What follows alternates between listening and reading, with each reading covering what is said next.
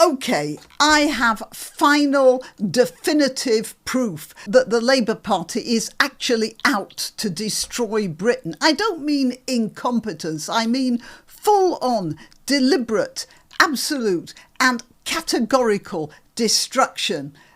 Is this an attempt to get Britain back into the EU by turning it into an inconsequential and powerless pimple of the European mainland? Well, I can't say that for sure, but it damn well looks like that's what they're doing.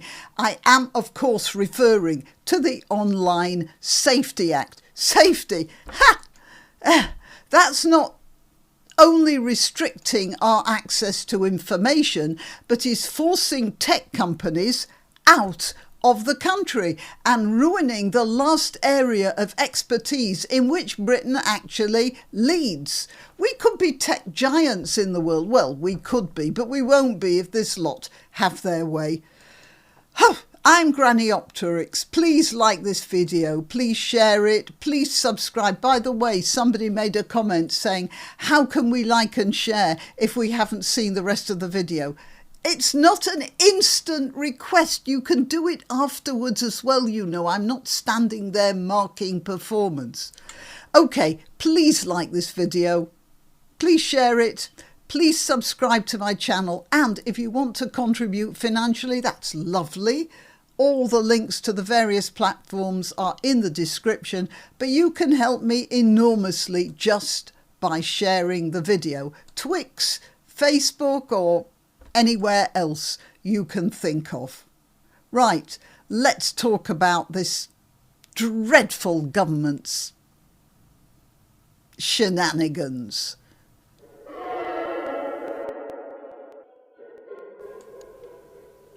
Okay, you know, this government could know that it was in trouble when both the Telegraph and the Guardian, sorry about that, but, you know, it's reader view here, and the Guardian run articles about how bad the Online Safety Act really is. This fellow here says, while the Act tries to distinguish between large tech companies and smaller independent sites. No, I think he's being too kind there. No, it doesn't. Anyway, most of the legislation was only written with Meta and their like in mind. Most of the legislation was written only with Meta and their like in mind. Oh well, it's the Guardian. In practice, this means that any site that contains user-submitted content, be that a volunteer-run hobbyist forum or a recipe blog with a comments section, is subject to the same rules and same fines as Facebook or X. However, unlike these companies, these smaller sites do not have the teams of lawyers to pore over Ofcom's 1,700 plus pages of guidance, and instead are choosing to either block UK visitors or shut down entirely. And the Telegraph, being more, well, commercially oriented, said tech will quit Britain over online safety crackdown, warn Musk and Google. They're both singing the same song, aren't they? And when both the Guardian and the Telegraph are singing the same song, well, it's very much like what's happening in Ireland right now with the Republicans and the Unionists. They were at each other's throats. They were shooting each other. And now they're marching down their town streets with banners because they've discovered a bigger enemy than each other. And then there's this one, the Canary Co. Clause 122 of the Online Safety Act grants Ofcom the power to compel providers, including end-to-end encrypted messaging apps, to scan user communications for child sexual abuse material. Experts warn this effectively undermines encryption. Yeah, I mean, this sounds good,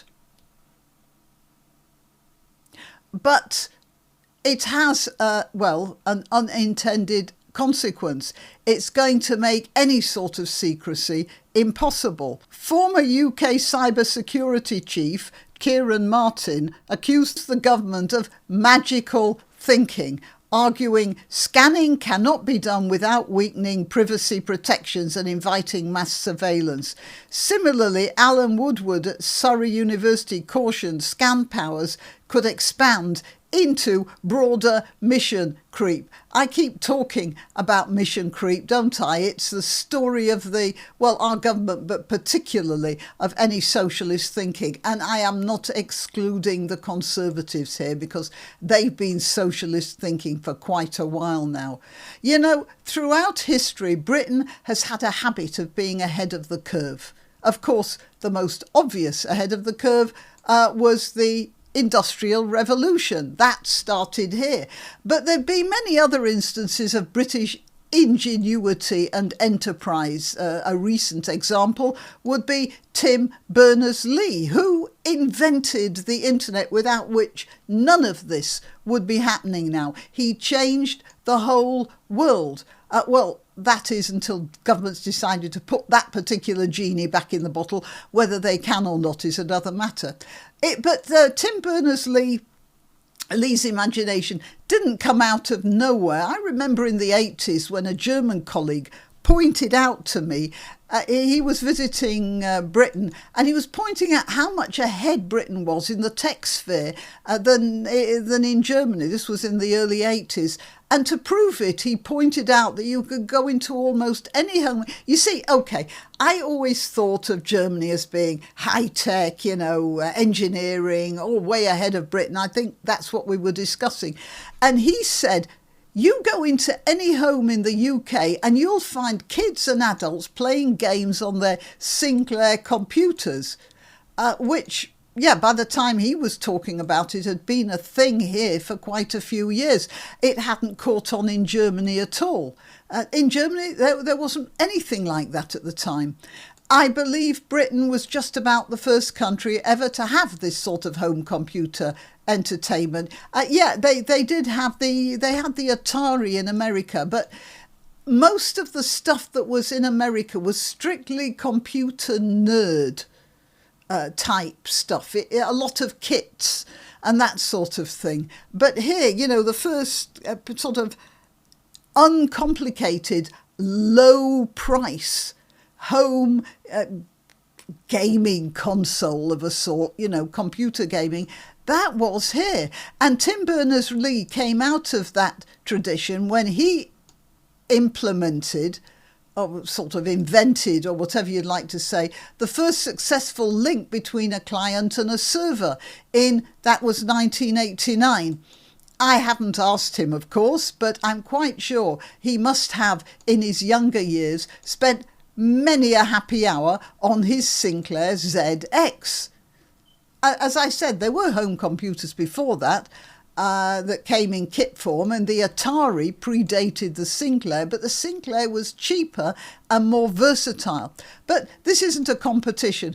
I'm not trying to say that Britain led, but that Britain was riding the crest of the wave. And small island as we are, and however much non-Brits like to think of us as hidebound in tradition, there is a strain of innovation and experimentation in British culture, which is, looking at things historically, truly remarkable. And if you were sort of a spaceman and you had looked at the world and seen Britain, that would have been one of the last places, the edge of the continent, a small island, one of the last places where you would have expected that type of imagination, innovation and invention.